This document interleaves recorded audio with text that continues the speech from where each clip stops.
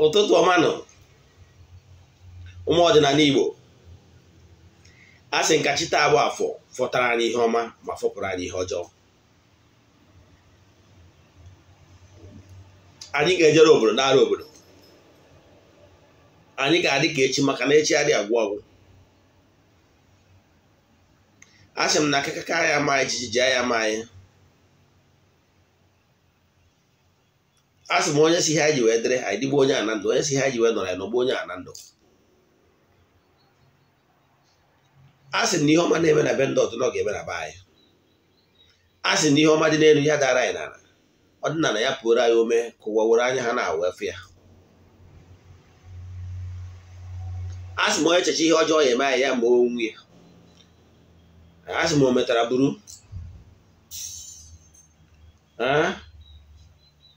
a sị m onye isi anyị na-awa aja ya were nke chụọ. Onye fụrụ anyị lụta nwa nwụrụ anwụ n'ọzọ ga-anwụ. A sị m egbe bere ugo belu nkesị ibi ebe na ya gosi ya ebe ọ ya ebe. Ọ bụrụ na onye gosiri ebe ọ ya ebe, a sị m kwukwa ya ise ya ihe m kwuru. Aka m bụkwa onye nke gị, Eze-Ana Ugochi tubelu na oraifite. Abụ m onye isi nchụaja Ugochi tubelu Odinana temple. Anyị na-agba afa mmiri emi rụkwazi ọrụ mmụọ dị iche iche. My mission is to help people live better life.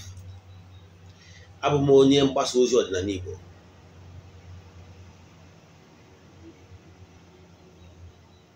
You can also call me an Odinana evangelist. Ana m akpọ ụmụ Igbo, ụmụ Afrịka, ka anyị chighata back to our root. N'ihe na-esi na nke onye akarịa. Tata bụ afọ ejego na temple lụọ ọrụ, chụọ aja dị iche iche, gọọ ọfọ dị iche iche n'isi ndị enyi m niile, ya na isi ndị ụmụ ọdịnala Igbo niile. Ndị ihe anyị na-eme na-amasị ndị na-ahụ ha na-enecha vidio m ha tụsara ya ndị ọzọ maka na ihe ọma mere ofu onye ama ezu. Gọwazie ọfọ n'isi ndị niile na-aga ọfọ for 21 days nkwụsị gọba. Ndị niile ji ezi obi ha na obi tiwara etiwa na obi gwepịara egwepịa wee chighata n'ọdịnala Igbo. A sị na ọmaka ga-emere ọnụ. Enwekwa meseji m enye n'ụbọchị taa, message of hope, message of restoration. Mana isiokwu nji wee bịa n'ụbọchị taa bụ spirituality and the entities of powers in Odinana Igbo. What you must know about how things work. And I keep saying it, that why you are running into challenges of life as of today is because you don't know that there were natural laws that governs the universe. Whenever you put yourself against natural laws, my brother, my sister, you will run into challenges of life and put yourself into troubles. But when you align yourself with the natural law that governs the universe, you will be a friend of nature. And nature will always protect you in all ramifications. Ọ ihe na-achọ ka ịghọta ọfụma ụtụtụ a. Ịghọtara ya? Then ihe na-achọ ka ịghọta ọfụma ka o doo gị anya bụ ihe kwesịrị ịma n'ọdịnala Igbo. Na-akpọ ụmụ Igbo natara m na anyị bụ ndị mmadụ nsọ, ndị Chineke họtara onwe ha, họtara onwe ya. We are great people. Let's come back to our root. We Africans. Civilization started in Africa. Make no mistake about this.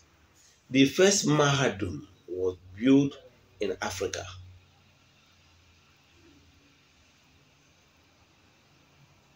Ndị mmadụ na-esi na mba dị iche iche na-abịa Egypt, ndị ọkammụta, call them the Kamals, Aristotle, and some of those ancient philosophers.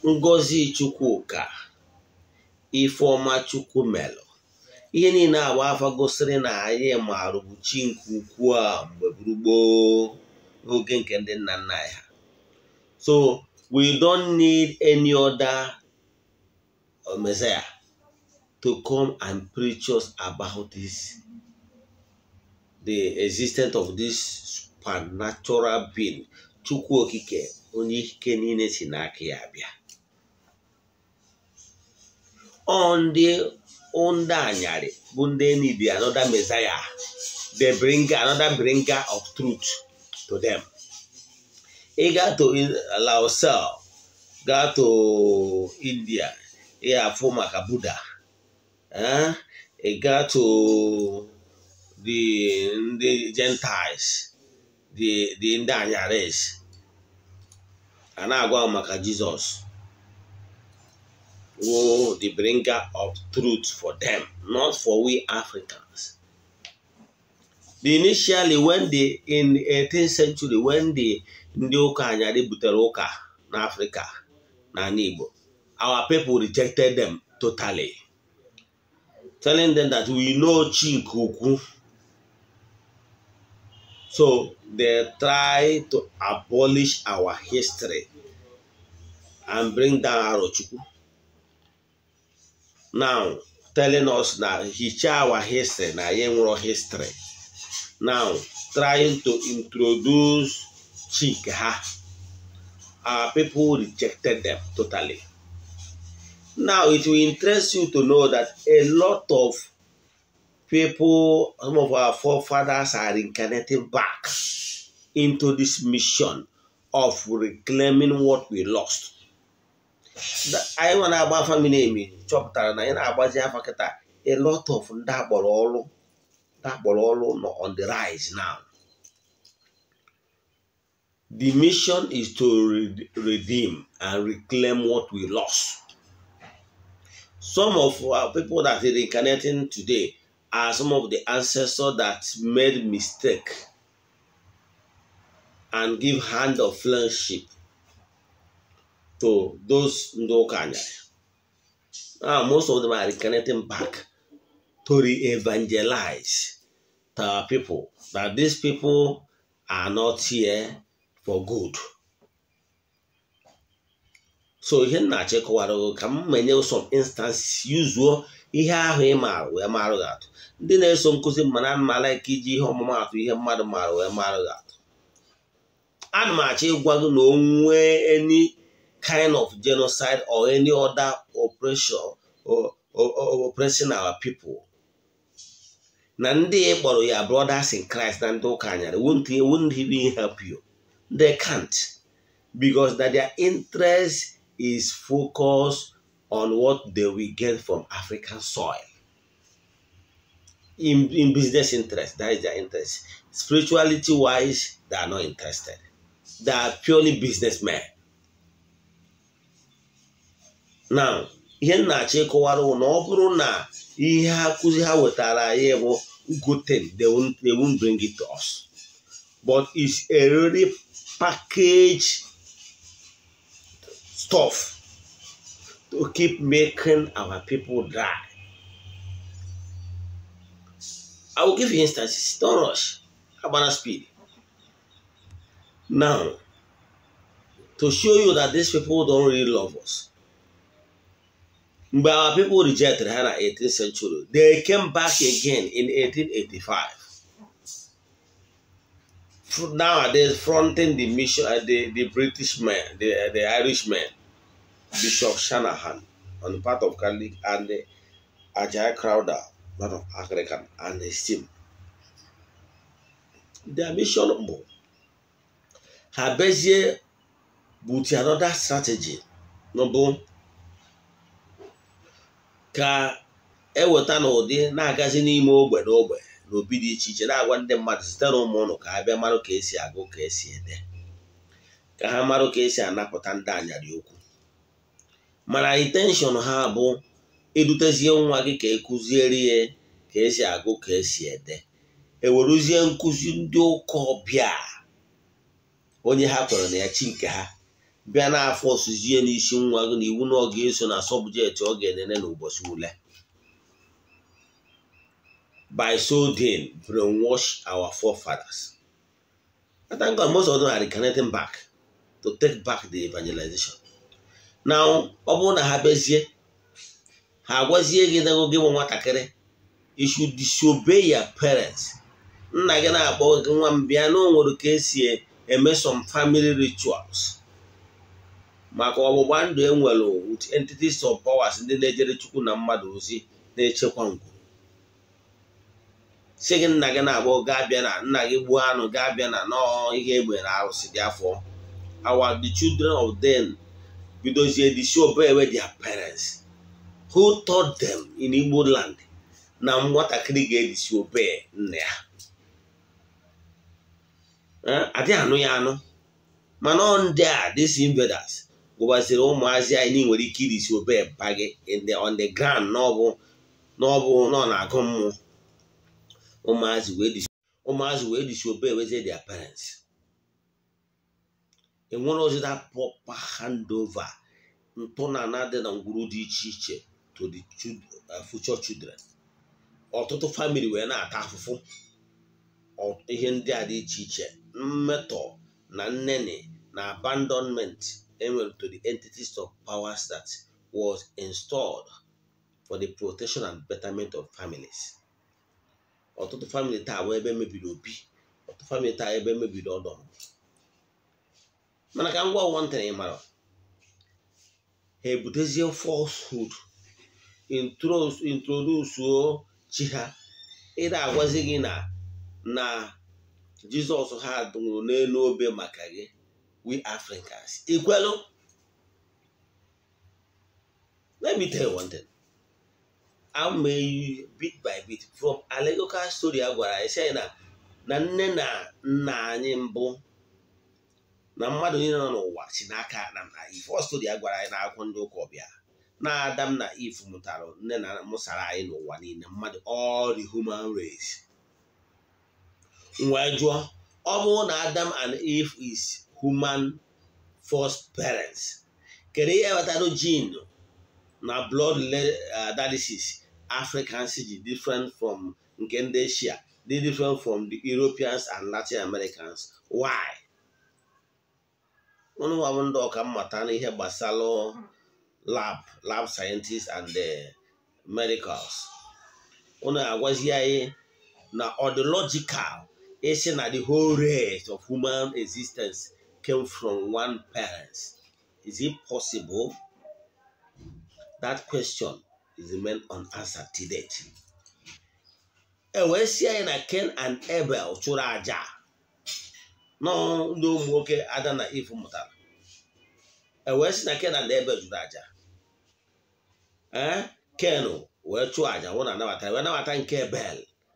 Cain wee gbuo Abel. Mana anyị gụrụ akwụkwọ ahụ ebe e kwere na akwụkwọ ndị ụka ọbịa na-agbarata ịfụ na Abel Cain na-atụ ụjọ maka ndị obodo ahụ ọ na-agbanakwu na-aga egbu ya. Kedu ndị ọ na-atụ ụjọ na ha ga-egbu ya? Ihe ọ pụtara bụ na enwere another race that is living over there.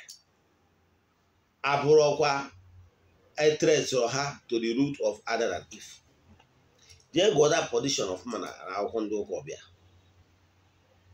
Mana aka na-akụwala gị ideology wise, blood wise, and gene wise and everything, blood analysis show that we don't have anything. We are not from one Adam and Eve, according to that allegorical story in the Bible. That is one. Two, we're saying na anyị nọ na Adam na Eve nọ na Garden of Eden. Ma they sin against God. Na-atara mkpụrụ isi asị ha tara, wee chụpụ ha n'ogige nke aṅụrị. Ha wee mụtazie mmadụ. Ọ bụrụ na that story is true, kedu ihe kpatara na mgbe ahụ a sị na Jizọs ndị ụka ọbịa abịagobịa kwụ ụgwọ mmehie ndị mmadụ niile nọ n'ụwa? Kedu ihe kpatara na akpọchigharazi mmadụ back to ogige nke aṅụrị ebe ọ bụ na a na-ekwu na ihe kpatara eji chụpụ mmadụ mmehie.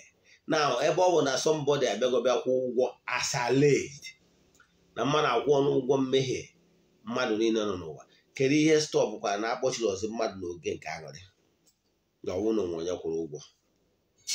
Nke bụ a na-ajụ ụgwụ. These questions na-ere ezigbo begging for answers. The second one bụ ọ bụrụ na o nwere onye kwụrụ ụgwọ mmehie na onwe ozi mmehie dị n'ụwa, at what point ka mmehie batakwara n'ụwa? Then onye bụ the culprit, onye wetakwara mmehie nke ugboro na-abụ n'ụwa after ka ọ kwụsịrị ụgwọ mmehie mmadụ niile nọ n'ụwa as alleged? Chere ahụ onye mere mmehie ahụ. Now ọ bụrụ na the only way a ga-esi wee zọpụta mmadụ bụ sịsọ na ọ nwụrụ n'elu obe, akpọgbuo elu obe, ọnwụọ n'ọsọ, etu a ka a ga-esi zọpụta mmadụ. And na nna ya zitere ya gwara ya na only way bụ sọ mmadụ ọnwụrụ sọ ya akpọgburu ya n'elu obe. Kedu ihe ọ giji wee kpee ekpere wee yọọ oge ọ fụziri ihe ọ ga-apas tru wee sị ọ bụrụ na ọ ga-ekwe eme ka iko afụfụ agabiga ya ka ofu? Nke ịbụa, kedu ihe kpatara o ji wee sị na ọ ga-akara onye anwa mma na akwụkwọ ọmati wee sị na onye agha a ga-esi n'aka ya wee rara nwa nke mmadụ wee lee ya, onye ga-ebitere ya, na ọ ga-aka mma na-ewere okwute manye ya ụdọ wee manye mmadụ n'onu tụbanye onye ara mmiri, igosi na great punishment awaits such a person that will betray him. Now ọ bụrụ na destiny ya na iwu na ọ ga-anwụrịrị, kedu ihe kpatara na adịghị celebrate Judas onye si n'aka ya wee mee ka ọ nwụọ? Yes, ọ bụrụ na ekwesịrị celebrate ya because ọ bụrụ na ọ nwụrụ na ndị kwere na n'ụdị ihe anwa enwe nzọpụta, ịghọtara ya? Si ekwesịrị celebrate. Why na adịghị celebrate Judas?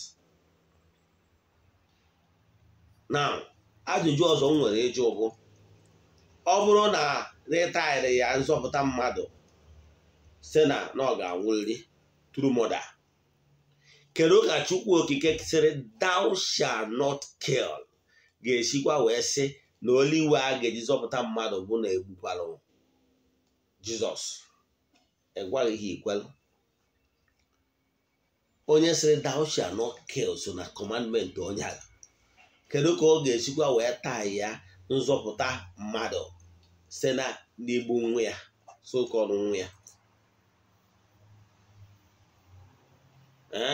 Kedu ka isi wee kwelụ na nọ egbuo nwa ya? Ọ bụrụ na mmadụ mejọrọ gị and can you still give out your son to be killed for you to forgive whoever that offended you? Is it logical? Is it not better to say, okay, I have forgiven you, go, instead of killing your son on top in order to forgive? Is it logical? Ụfọdụ asị na onye emejọrọ ihe na enidiri ha ya bi ndị ga-abịakwa ụgwọ. Chukwu okike enwere ihe o ji ọbara eme. Chukwu okike enwere ihe o ji. Chukwu bụ mmụọ, ọ dị blood. Ọ dị blood. Ọ gwara mgbe Abraham chọrọ out of overzealousness, thinking na o were nwa ya Isaac chụọ aja na Chukwu okike anabata, ma Chukwu okike sị no, emelụkwana nwa ahụ, untie him, jee were ebulu ka i wee chụọrọ m aja. Ịghọtara ya? So higher being, human, mma nke ndụ, enwero mgbe apamitiri ka eyuzuo ya wee chụọ aja of anything. Instead, he can use lesser animals for the benefit of bigger animals, bụ mmadụ. That's why even law of nature permits big fish can eat small fish because they are lesser. So in order for the big fish to remain alive, it will feed on lesser one. But Chukwu okike does not need any sacrifice to become Chukwu. Ọ bụ Chukwu onye ike na-esi n'aka, onwere flesh, nwere ahụ ma ncha, onwere ọkụ na uyi oyiyi ọ bụ. Mmadụ ga-asị na ụdị a hapụ ihe niile a na-akpụ ma ihe ha nwere ike abịa n'akwụkwọ katikizim ndị na-esi na nwoke where I look at one second or everlasting Father, or God the Father. All those things are fallacy. Onwere onye ga-ekwu no no ụdị aka Chukwu okike dị ụdị aka oyiyi ede. E wee sị gị even ndị why he died. Killing him is dastardly act. All true ka ndị mmadụ mere. Gịnị ka eji gbu ya? Ihe eji wee gbu ya bụ na ya na ndị Farisii bịa mawazie aka onye karị popular, onye a ga-ewe ihe ọ na-eme. Ha wee believe na this man must be stopped. No na-emezi ndị mmadụ na-disobey their authorities, and therefore they felt he must be stopped. At a stage they flogged him and asked him to stop preaching whatever he's preaching. For him, since he is like a Messiah to his people, he said on his own that if he stopped preaching, because his intention was to be preaching how to live a good life to his people. Because through preaching a good life to his people will turn a new leaf and start living a good life. Therefore, they will have salvation. Seni gwa okwu etu ha ga-esi na-live ndụ dị mma. Site n'ụzọ dị etu a ha wee na-adị ọcha na-anọchi onwe ha. Ọ ya bata o ji kwuo n'akwụkwọ ndị ụka ụbịa na-emego ka ụnụ dị ọcha site n'okwu ụnụ nụrụ. Nke ọ pụtara na mmadụ ya atọ na-egbu live, mmadụ ga-adị ọcha site n'ịnụ okwu dị aṅa. Onye dị etu a wee nwee nchegharị nke obi bido bibe ndụ dị mma. All here with the intention. So he came to bring the message to his people. That message he brought is not for we Africans. That is why no letter was addressed to Africa. No letter was addressed to Igbos. Do you get? And now no one mgbe o ji wee maa ụkwụ na Africa. And Africa ọ bịara mgbe ekwe ọsọ. But all his evangelization, he never stepped his feet in Africa. Ọ bụrụ na ọ bịara for the road race, he would have step his feet in all, like going to the Asians, going to the Indians, going to Chinese, coming to Africa, going to India. But he came for the only India. That's why he limited his work within his people. Mana ndị Bible ndị eriri ha bụ ozi ọ mụtara gbachụọ. Even mgbe ahụ ọ bịara ụmụ ihe ndị o mere ndị Bible ndị ọ mụtara gbachụọ kịta na-eti ikuzi na adị nnu. When he was here, Jesus ndị ụka ọbịa, he was never in open confrontation with any entities of powers. Maka na ekere ọlụ eke. Enwere ndị angelo nke Chukwu ndị na-agagharị na-eme mma.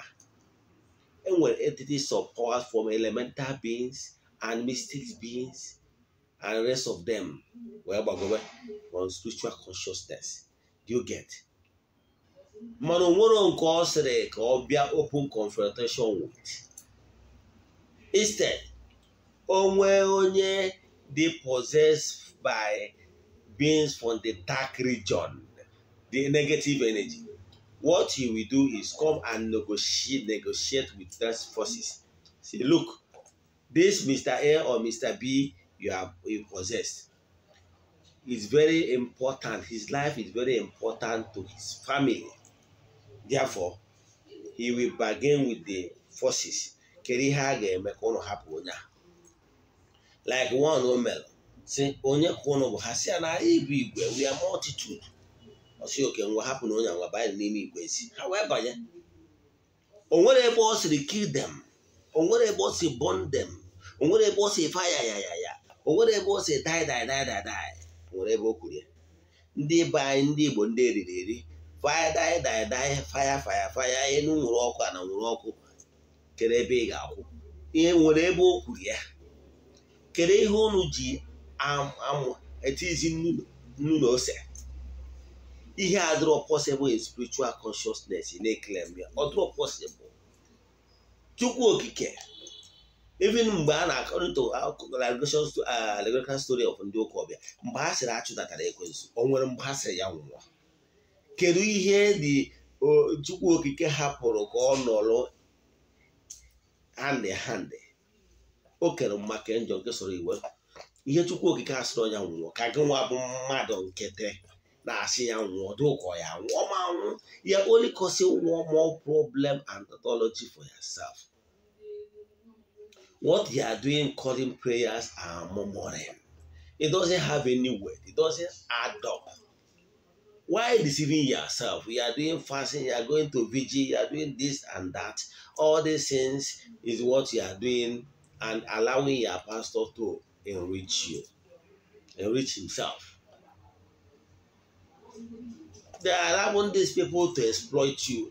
Those spiritual things does not work that way. Tell me a single quotation akwụkwọ ndị ụka ọbịa bụ ebe o ji aka ya sị die instead of say aka si oge pụọ. No negotiating. The man is a physician. He normally negotiate the way we people in that world negotiate with beings from the dark region and with beings from the light region and dark region. In metaphysics, you understand how these things work. Now, don't cross the other negative line. In case of if you want to work with negative energy, it's your own business. We that want to work with beings from the light region, it's our own business. So, whatever will you decide to do, okay. But stop ụfọdụ ndị mmadụ ndị eriri eri na-agagharị n'obodo dị iche si na a na-egbute osisi ngwu ma echefukwana na ọmụmụ egbu ngwu na onye ike na mma ama nata nkọ. Ndị na-eje na-egbu ọjị na-egbu osisi secretaries dị n'ala Igbo. Ndị niile aja egbu ya how far today? Most of them are dying. Most of them are in regret. And you ka batara ọfụ ọ na-adị ụka ị ga-eji imien hapụ ihe ọgbụtọrọ ọgbụ ndị Igbo debere agwacha ahụ nke emekwe a na-eri ọrụ na blindfold gị things that is not logical ị na-ekwelu in the name of blind faith. Blind faith ọ ya na-agwa gị ihe ịma na ọdụ logical na ọdụ ọkwụ.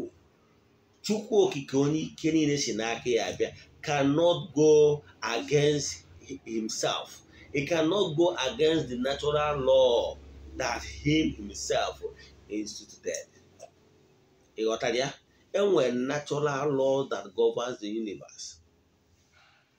So this Jesus you are talking about died to defend the message which he brought to his people. His people flogged him. They asked him to stop speaking. He said, if he stopped speaking, it means that the purpose why he came to bring the message of hope to his people, maybe by that time may have been defeated.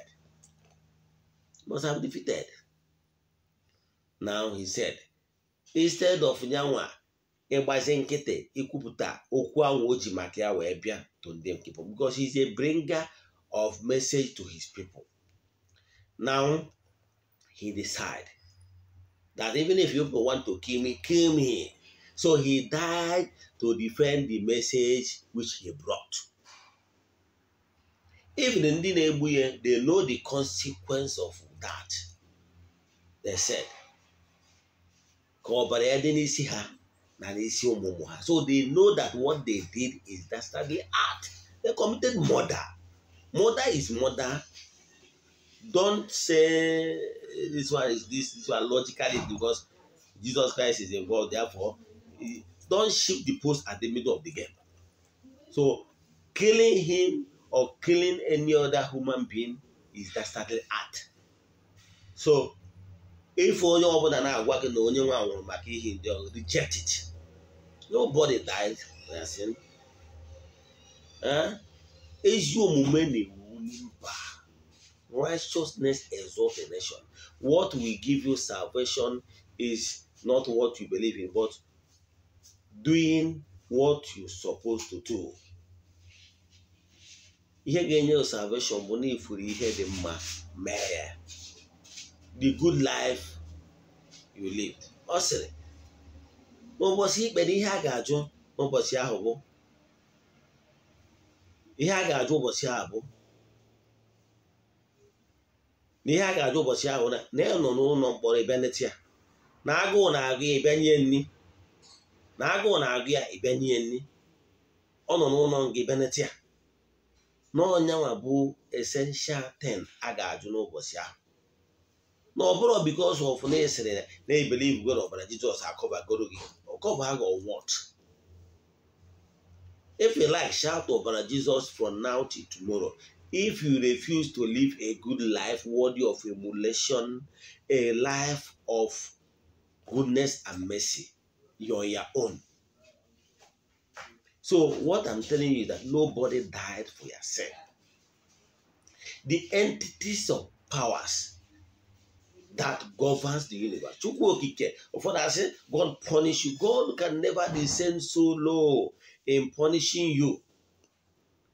Ọnọdụgo na n'ozuzu oke dịka Chikuku onye nọzụ ebe niile. Mana o nwere the forces of nature ndị okenyere ọlụ maka na ekere ọlụ ekesi mkpụrụ ọbụla onye kụrụ n'ọnya ka ọ ga-aghọrọ. Ọnya ka o ji say Galatians 6:7 say, God can never be mocked. Whatever you sow is what you will reap. You know that? Whatever you sow is what you will reap. So, anyway, laws of nature that is in charge of paying every human spirit in their own coin. So, if you sow good seed, you reap good seed. If you sow bad, you reap bad. So, try to live a good life that will be worthy of emulation. Because no we hope na igutere isi bi ndụ ụwa ga-eteritere gị uru na ihe ị ga-eketa life after death. Ụbọchị nkọwa gbasara reincarnation akọwara gị na how things work. Mana ihe nchọrọ ịkọwa today bụ na don't rely on their life on falsehood. There is a lot of distortion in the book called Bible. There is a lot of distortion in so many interpretation and understanding. So distortion when they too much. Let me tell you, these letters are like letter written to, let's say, Ephesus, written to Romans, and the rest of them. They are all letters. The writer does not put chapters and verses. Or an Englishman, a printer called Robert Etiona.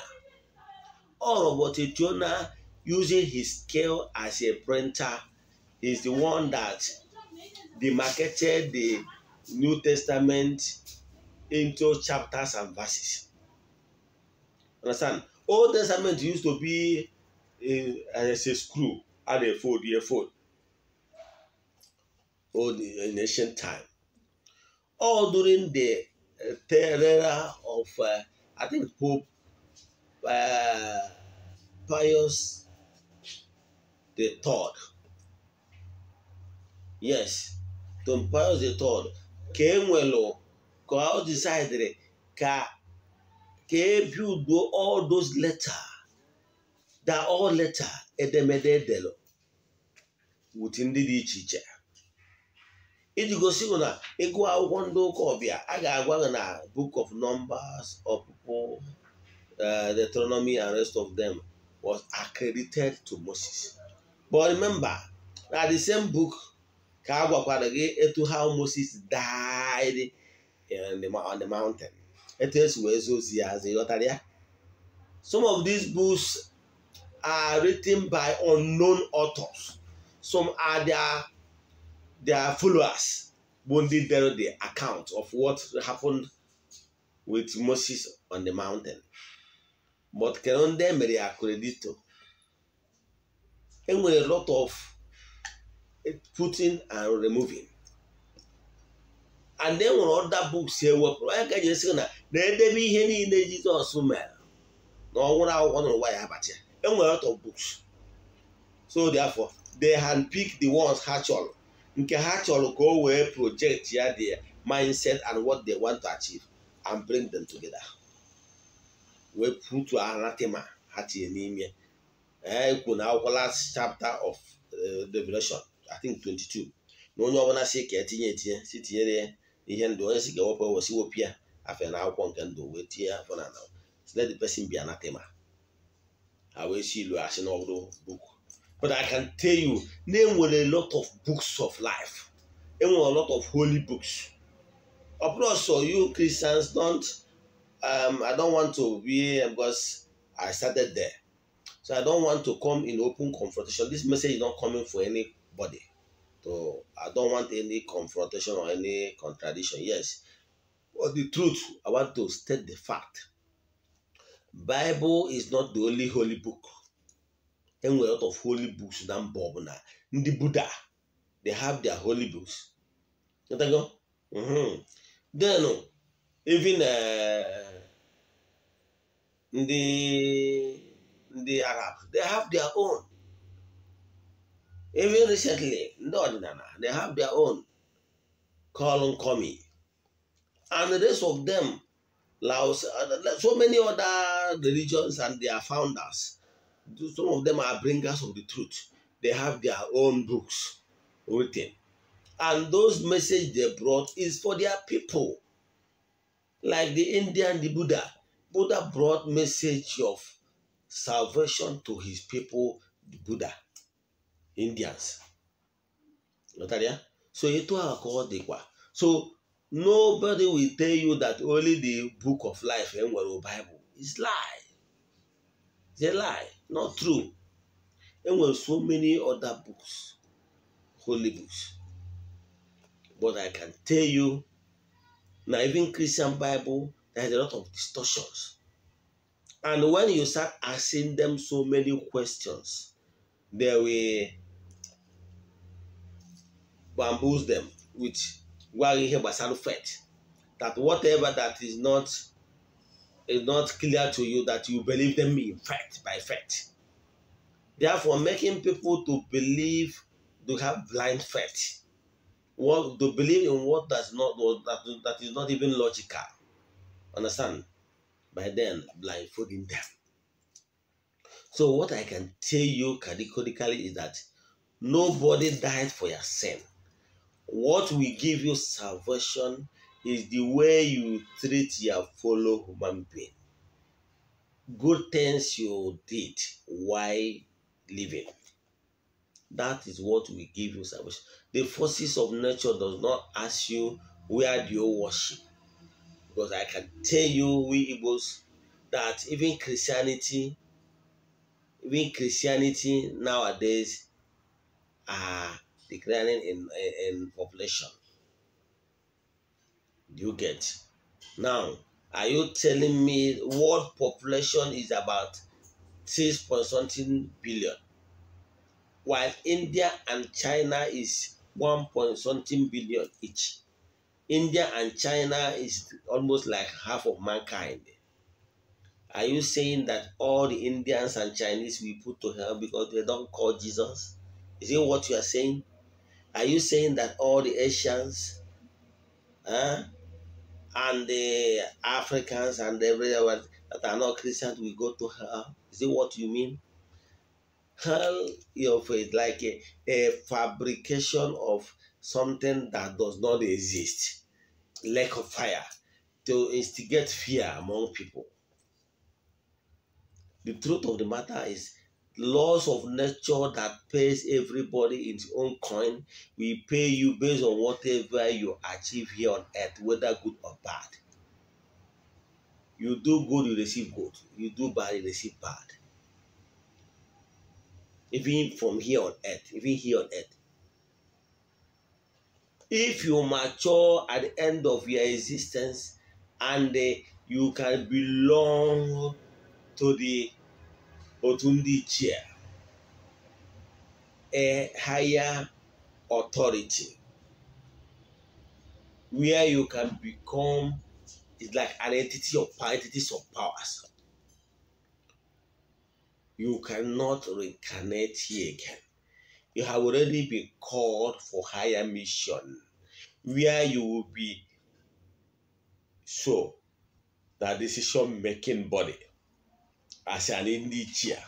It means individual. The church people call them the saints, but in Odinana we call them individual, meaning he have already joined the league of group of people, spirits that will help in furthering creation. Onu abụzi ndị na-esoro Chukwu okike, ndị na-ejere Chukwu na mmadụ ozi, na-decide si na-epe ụfọdụ n'ime those entities of power, those mature spirits. Some of them will be sent on special assignment in any spiritual realm. Some of them will be given what to help to procreate, as in to procreate. Yes, keep procreate. Procreating is not only giving birth. No. Furthering creation. Let me use the word. Furthering creation. Chukwu okike kesigo ụwa. Now, all ihe niile oke wee sị ha nwajie nọ n'ụwa. Mụbanụ, merikwa n'ụwa, dominate. By so they have given human and other entities to go and make sure that the world keep on moving. It's only that there is a certain time in a year that Almighty normally pour out His grace to renew the entire creation. All in that kind of a time, we send such renewing spirit, energy to create and further creation. Because without Chukwu okike pouring his powers and blessing to renew the face of the earth will be old. Understand? And possible fizzle out. But for the fact that Almighty normally pouring out his blessing and power to keep renewing and keeping earth in motion. All such an event we happen during the time of disciples. They noticed that some people call it the time of Pentecostal time, of what I call it Pentecost week. Some call it so many names, but the simple definition of what really happened is, happening in creation is outpouring of the Holy Spirits to renew the entire face of the earth. You know that? The outpouring of the Holy Spirit. Oh no, in the physical existence here, have you thought about how the whole world will feel? How the climate, weather, trees and plants will feel if there is no rain? Everywhere you look like desert. But Chukwu okike, at a very certain time of the year, between April, you will allow rain to fall, to refresh, to energize all the plants and the entire creation. It's not only plant that is energizing that time. The power is pouring that time is power to energize the entire creation.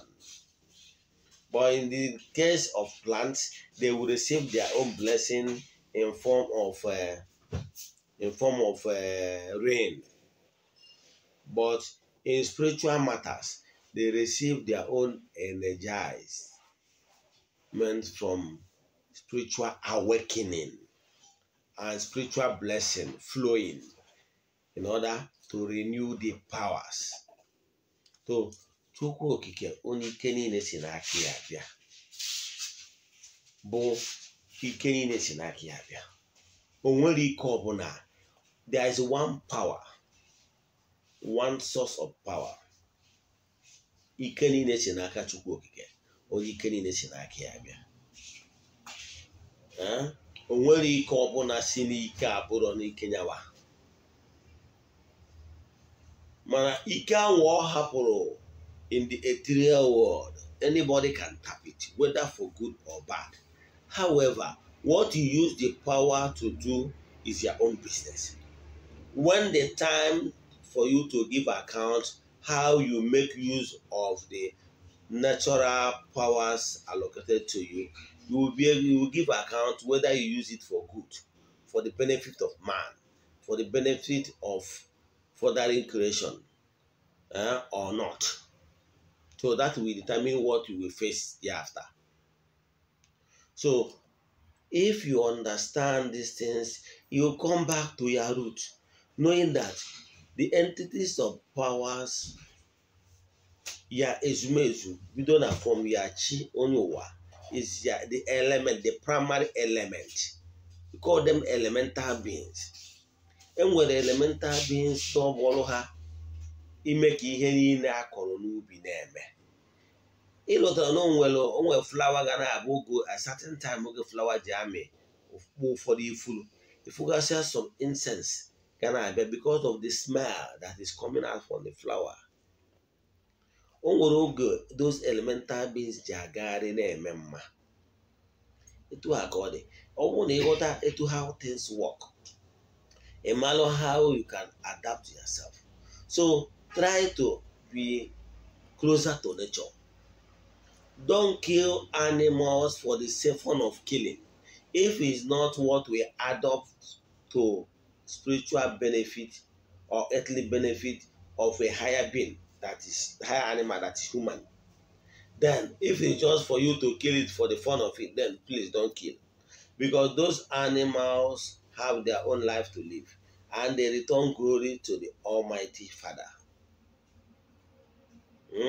So try to be closer to nature, because all the natural beings, once you adapt yourself and you are closer to nature, those nature beings will always intercede on your behalf. The entities of powers were oge ha ji agagharị na-eme mma. Ọnwa ụbọchị mmecha wee mara gị atụ sị gị na ịlụtakwara akụkọ akọrọ n'akwụkwọ ndị ụka ọbịa a sịrị na nwaanyị nọ n'ọya for 30-something years. O wee bụrụ na nwaanyị a na Jizọs ndị ụka ọbịa bịakwutere na nwaanyị a na-anọ very close to the pool of Bethesda. Akwụkwọ ndị ụka ọbịa wee kwuo sị na o nwere oge mmụọ Chukwu ji agba abịa wee gbarụgha mmiri, tọnụọ mmiri wee wọmbụ, na onye izizi ọbụla bụ ụzọ banye na mmiri a na ọ na-eme ka onye anwa dị ọcha. Ọkwa ịgụta gị na akwụkwọ ndị ụka ọbịa. Ewee jụọ nwaanyị a kedu ịgbatara na ọ nwere ike ịbanyewo na mmiri a, ọ na o kwenyere na forces of nature na-ejere Chukwu na mmadụ ozi na-agbalata na mmiri a na-abịa agwọ ndị mmadụ. Nwaanyị wee sị na ọ bụrụ na ya ekwenyere kama na bifo ya na-ebu ụzọ abanye na onye ọzọ ndị nwere mmadụ eburukwa ụzọ banye. Ghọtara ya? So to show you na nwere mgbe mmụọ Chukwu ji agagharị na-eme mma.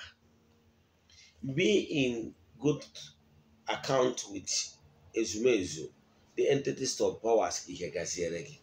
Ụfọdụ afụfụ ụtụ ndị mmadụ na-ata taa na-ewute m maka na ọma mmed. Ụfọdụ bụ na ahụhụ ha na-ata taa bụ na ha mebiri ihe ha ekwesịrị imebi. You cannot destroy what you cannot create. Ịghọtara all natural laws. Na ụfọdụ ngwuru bịara, ụfọdụ batalụ maka na eriri ha gwogwo. Enwere ya entities of powers, ezumezu so gị dị na be nna gị, your ancestors are not happy with you. Then onye na-afụ vision ọbịa ọfụta na yes na o nwere mmụọ ndị adịrọ happy with you, instead of ya nwee ịgwa gị chigha back to be nna gị. Ọ bụrụgoro aja ka e chere n'aka maọbụ na ọjị ka i were wee yọọ mmụọ nọ na ngwurube nna gị sị ha iwe ewezinarị iwe yọtuo ha. O wee sị gị mba na dị ihe etu a ga-esi wee eme ka ọka eme ha suppressed. Ọsọ na a ga-abịa ọlụ ezinụlọ, ọbịa ọlụ ezinụlọ na-efekasị nnu, na-efekasị oyi, na-emekasị.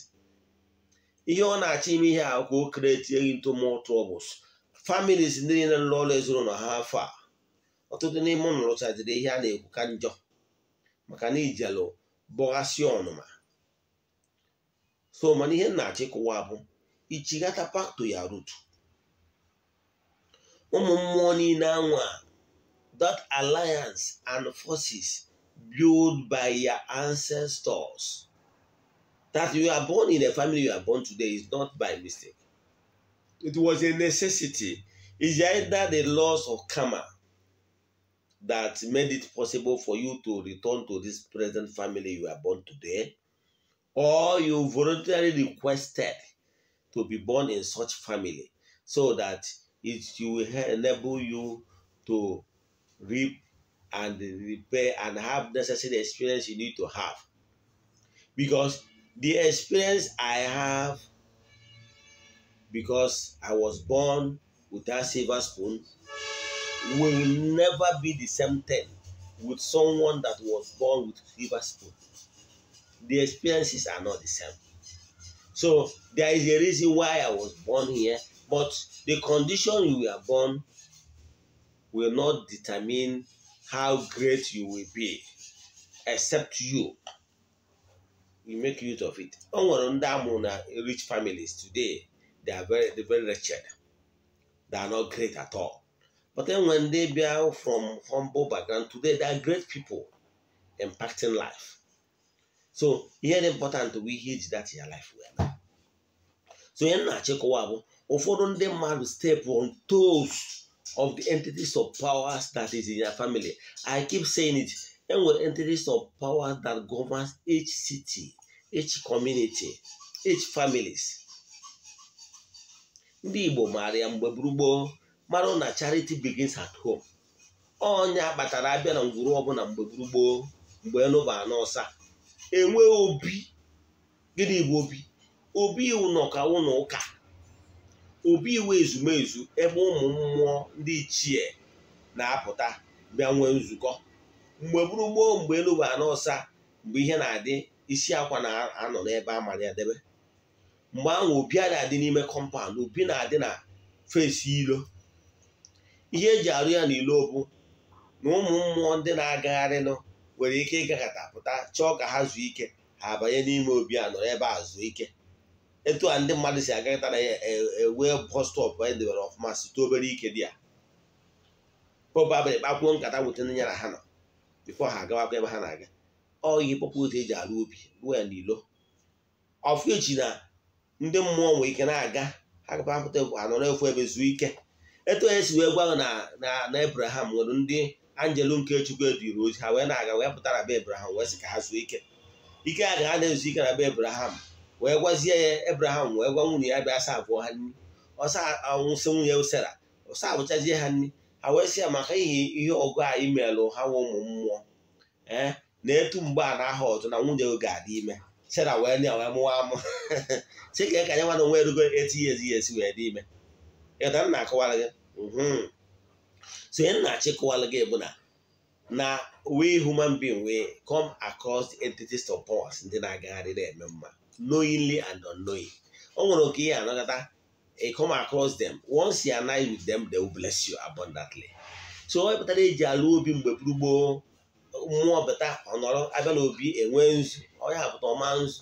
So ebe a ka ha ga-anọ wee kpaa maka ọdịmma ezinụlọ ha batara bunyere ha oche wee gọzie ezinụlọ mgbe ha ga ihe na-aga n'anya. Mana gịnị ka e nwere n'ọgba? Ụfọdụ nwere ike tụtụ na ha emedoro ihe kwesịrị imedo asị na mmụọ dị na ngwuru na-eme. Instead of at peace and align themselves, they will bring more fire. Nke bụ eziokwu na fire ya ị na-eme are not even touching people a na-ekwu maka ha maka na ha bụ mmụọ. Ma elu nwere ọkụ ma na nwere ọkụ does not even touching them. Now mgbe ị na-achọ ịkọwara gị ha bụ etu abụọ dị eji arụ obi. Mana kịta ka ndị mmadụ mere ụfọdụ je ghasazi obi alụgoro alụ. Mgbe ị ga-eburu ọfọ eji echekwa ngwuru ndị nna nna ji wee kwubie okwu wee gọbie ọfọ maka sị na ngwuru anọ ga-adịrị ha mma. Na akakaka ya ama ndị ngwuru na ojiji ya ama ha na a ga-amụta ọmụmụ n'ihe ọma ga na-emere ha na ha ama anwụnata ọnwụ ike. Ihe abụọ ọfọ ndị nna nna gị ji kwubie okwu, ihe abụ staff of authority. ọfụ ngwurube nna gị gị wee ofe ka onye riri eri wee buru wee bie ofe ka bịara n'ọbịa ịrụ ọrụ ezinụlọ wee mụọ ya ọkụ. Ịmakọ na okwu dị mma na agamniru na good wishes ndị nna nna gị nwere na ngwurube nna gị ka isi etere abụrezi. Ịmakọ na obibe nna gị anwa ijere tikpọọ na ụdịrị na alụ manshọn maka na ịmara uru ọ bara. Ịmakọ na ọdịmma na ebe a na-ana akpa maka ọdịmma ngwurube nna gị ka iji etikpọ. Ịma ọ na-aya etikpọ biznes gị, ịma ọ na-aya etikpọ ihe nkọta gị, ịma ọ na-aya etikpọ ihe gbasara otikpọ gịnwa. Ịmara ọ bụrụ na iso na ndị ji emebi obi ka akwa ahụ ji ewuchi obi ọzọ, wutu obi iyo, biko gwa ha n'imejọ na amekọpa n'imejọrọ nke ukwuu, yọtuo ha, ịlụ ọrụ ha obi ọzọ, dediketi gharịa obi ọzọ. Ijekwa onye maara anya ọ gaghị dị ya ga-elu obi ọzọ. Ọ bụrụ na iwu famili dibiri ọfọ ji wachie ya bụ ọfọ ka ị wee restore back ihe mebiri na ngwurube nna gị. If not, unu na-eti igwe na-achaghị acha. Ọtụtụ ndị mmadụ na-ata afọ n'ụbọchị taa maka emetọrọ ihe ọdịnala dị na ngwurube nna ha. Enwere ike ihe anyị melụ ma ngwurube nna ga bụrụ ngwuru emewuru mmadụ, onye ya emewuru nwaanyị bịara iji edi wee lee kọs. O nwere ike wee lee kọs wee mewuo nwa ya nwoke wee bụọ na onwere nwa nwoke ọbụla si na ngwuru apụta ga-aba uru maka na o nwere na mwute. Famili nke ọ ya agbagide gbapụta ụdị ihe a n'afa agwaghị ihe ị ga-eme. If not, ị nwere ike na-ebule ma onye na-alụrụ ọrụ na ọrụ ọrụrụ agarọ, mana ọ ihe so gịnị ọnya ka famili emi ji dị mkpa. Ụfọdụ ndị mmadụ nwere ike ịgbachara ha famili emi gwa ihe dị n'ụzọ ha na-asị na ha alụọ na similar ten. Ịlụ similar ten abụọ dị ka gwa nwantịrị mara. Enwere ike mmadụ agbara ha afasị na ndị amoosu pụtara akara ogede apụta ọgbọ na uke apụta den inyechighị nri ma ọ bụ ofu ihe ọzọ apụta na ya ma ndị ụmụada apụta na ya. Mana enwere ike so ihe na-abụ ugwu dị mee n'isi akwụrụ kwawa okpugwu emetọrọ ihe ọdịnala na ngwurube nna gị nwere ike bụrụ nya ahụ nọmba 1. 2 na-enye gị nsogbu nwere ike bụrụ ụchụ na o nwere alụ ọdịnala Igbo imebiri, ma ọ na imere alụ, ma ọ na imere abọshọn, ma ọ na igburu mmadụ, ma ọ bụrụ ụzọ ihe na-abụ abụ dị men 10 cardinal 10. So ebe ọ bụ na ụmụ ihe na-abụ a emetọghị ihe ọdịnala na ngwurube nna gị, ya forces from ya ezumezu no longer backing you. Gị nwa metakwara onwe wochu nke gị of which na onwe ozi any negative positive things na-ahapụ na ga-abịakwute gị maka na ịbụ onye bụ atịtị. Dị afọ mgbe ahụ ọ bụzi dark energy ihe sọrọ ndịrị gị, ndị amosu will come, ndị akara oghere will come, ọgbọdụkọ will come. You will be attracting other negative energy. Ndị a niile ewu ndị mkpọrọ symptoms. Mana na family eme nwere ihe bụ isi afọ kwawa ogbu cause the main problem. Now, etu nsi alụ ọrụ nke Bible dey bring ụzọ tackle that one cause the problem, then remedies other symptoms, because those symptoms, if it's not unattended, it can cause problem. Mana ihe na-eme ụfọdụ ndị mmadụ na-enweghị ike ọbịa o je na-etreat na-remedy symptoms hapụ the main cause of the symptoms. Ịghọta ya? So ebe onye na-agwa onye ahụ ọsọ na ya emebugo nke a na-ekebugo ndị amosu na ọ bụrụ na ekebugo ha mee ọrụ ihe kwesịrị ịlụ nụ chiri mma ya adịrị gị.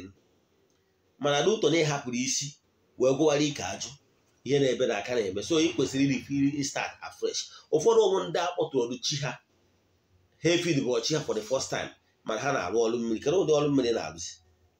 Ha nwere ike nye na-arụ ọrụ ndị ọzọ. Ịmụrụ na ọchị bụ ụzọ ị ga-agbegoro nke chi gị na chi ga-akwụrụ wee na-arụzi ndị ọzọ wee na-aba. N'ụbọchị taata enwetara m ozi n'isi ọtụtụ ndị mmadụ. Aga m ekwubiri ndị mmadụ okwu. Ngọzi asịrị m ihe asị m kwuo na mma ekwu. Okwu a mma ekwubi taa, o nwere mmadụ ndị a ga-esi na ha wee tụọ agbụ dị iche iche. Mma ekwubi okwu n'aha Chukwu Okike nke pụrụ ime ihe niile, onye ike niile si n'aka ya abịa. Nkwubie ya bụ okwu ndị forces of nature epinpoint ndị ha chọrọ ịgọzi site na vidiyo a na-eme taa. Ya wee nenecha vidiyo a tụsara ya ndị ọzọ. Onye tụsara ya nwere ike ọ bụ na oso na ndị a nkwuru maka ya. Ihe onye a na-ediri ikwu bụ ikwu ise ma ya gazie ka o nwee ike keta oke na ya bụ ngozi a. N'aha Chukwu Okike nke pụrụ ime ihe niile, onye ike niile si n'aka ya bịa. Mma ekwubi okwu onwe ihe ọbụla ị chọrọ ịghọtara n'ihe a nkụzi taa maọbụ ihe na-agbagwoju anya n'ọdịnala Igbo maọbụ ihe nkụzi Igbo, sendịarụ m meseji 08057376672. Eze-Ana Ugochi tubelu bụ aha m. N'ebe ọ bụla ị nọ, may the power of the Most High God, onye ike niile si n'aka ya abịa, meet you at the point of need. N'aha Chukwu Okike, onye ike niile si n'aka ya abịa, n'isi ndị mmadụ, ndị enyi m niile, ndị niile m na-agara ọfọ, ndị niile na-eso my fans, viewers all over the world. N'aha Chukwu Okike nke pụrụ ime ihe niile, ekwubie m okwu n'aha ya, na-asị ka ụzọ niile ekere agbụ ka ha niile nwere onwe, ka nwere onwe dị, ka ịtọ na-agbụ dị, ndị niile agbara ụchụ mmụọ na ụchụ mmadụ ka a saa ha ụchụ. Let there be cause breaking, let there be open doors, let there be upliftment all over the world, from the east, from the west, from the north, from the south. Distance is never a barrier. Ebe ọ bụla ị nọ, just kwelu n'aha Chukwu Okike nke pụrụ ime ihe niile na agbụ ahụ ekere gị nwa mgbugere n'orugo ọtụtụ, na afụfụ ahụ ị na-ata na ụta ahụ ị na-akụ na eluigwe na ndị entities of powers anụgo akwa gị, ekwuo na a ga-atọ gị n'agbụ n'oge a. Na bido taa wee luo 31st of December 2021, na ihe ọhụrụ ga-ebido mewe na ndụ gị, na ị ga-egwu ọma ga-ebido gụbakwa. Gị nwe onye n'obodo oyibo 10-15 years enwere ihe nọtara, i wee na-akụ arịrị, ọ na-ewutezi gị ihe ihere ị ga-eji na be nna gị a na-eme gị. Ekwubie m okwu n'isi gị n'oge a, na ihe ọhụrụ ga-eme na ndụ gị, na nwoke ga na-afụ gị n'anya, nwaanyị ga na-afụ gị n'anya, na ihe niile anwa dị ka asị na o kwere ozi omume, na ọ ga-ebido kwụbụkwazi omume n'aha Chukwu Okike nke pụrụ ime ihe niile. Ndị niile achị gị ụgwọ, ihe niile, all the things that seems impossible, let them be possible n'aha Chukwu Okike nke pụrụ ime ihe niile. Let there be massive breakthrough, open doors, upliftment n'isi mmụọ ọdịnala niile, ndị niile na-esonyere anyị. Ekwubie m okwu n'aha Chukwu Okike nke pụrụ ime ihe niile, na o nwere onye ọbụla ga-agbaruwa ọrụ a, okwu a ọfụ a na-agụ n'isi mmadụ niile taa, ọ bụ dibịa, ọ dibịa nwoke, ọ bụ dibịa nwaanyị.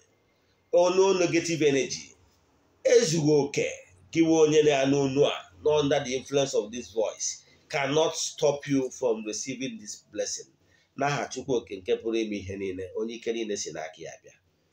Ise agazie n'ọfọ. Today afọ ihe anyị kụziri n'ụbọchị taa wụ spirituality and entities of powers n'ọdịnala Igbo. Jee gee meseji a in full on my YouTube channel ka ị mata ihe ị kwesịrị ịma.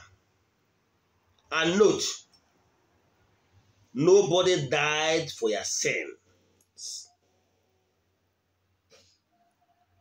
Do the needful and you will be blessed n'aha Chukwu Okike nke pụrụ ime ihe niile, onye ike niile si n'aka ya abịa. Ise.